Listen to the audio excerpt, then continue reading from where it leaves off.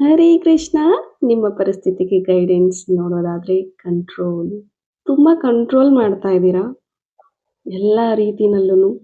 ವ್ಯಕ್ತಿಗಳನ್ನ, ವಸ್ತುಗಳನ್ನ. You are controlling too much. You are holding it too tight. ಬಿಟ್ಟು ನೋಡಿ. ಪ್ರೀತಿ ಸಿಗ್ತಾ ಇಲ್ವಾ? ಬಿಟ್ಟು ಹೋಗ್ಬೇಕು ಅನ್ಕೊಳ್ತಾ ಇದ್ದಾರಾ? But still you are controlling it.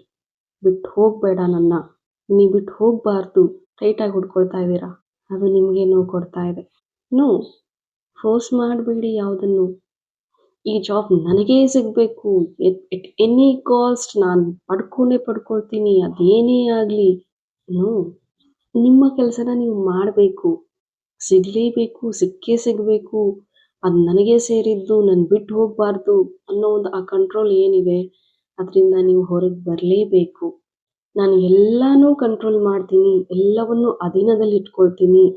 ನನ್ನವರು, ನನ್ನದು ಅನ್ನೋದು ನನ್ನ ಬಿಟ್ಟು ಹೋಗಬಾರ್ದು, ನನ್ನ ಅಂಡರಲ್ಲಿ ಇರಬೇಕು, ನನ್ನ ಕಂಟ್ರೋಲಲ್ಲಿ ಇರಬೇಕು ಅಂದರೆ ಹೇಗಾಗುತ್ತೆ? ನೀವೇ ಬೇರೆದವರ ಕಂಟ್ರೋಲಲ್ಲಿ ಇರ್ತೀರಾ? ಪ್ರೀತಿಯಿಂದ ಇಟ್ಕೊಳ್ಳಿ. ನೀವು ಪ್ರೀತಿ ತೋರಿಸಿದ್ರೂ ಅವ್ರು ಹೋಗಬೇಕು ಅಂದ್ಕೊಳ್ತಾ ಇದ್ದಾರೆ ಅಂತಂದರೆ ಹೋಗೋದಕ್ಕೆ ಬಿಟ್ಬಿಡಿ.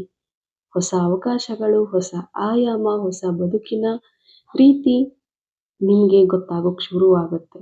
When you let go the things and ಆ ಕಂಟ್ರೋಲಿಂದ ಹೊರಗೆ ಬಂದು ನಾನು ಏನನ್ನೂ ಕಂಟ್ರೋಲ್ ಮಾಡೋದಿಲ್ಲ. ನಾನು ದೇವ್ರು ಹೇಗೆ ನಡೆಸ್ತಾನೆ ಆ ಹಾದಿನಲ್ಲಿ ನಡೀತೀನಿ.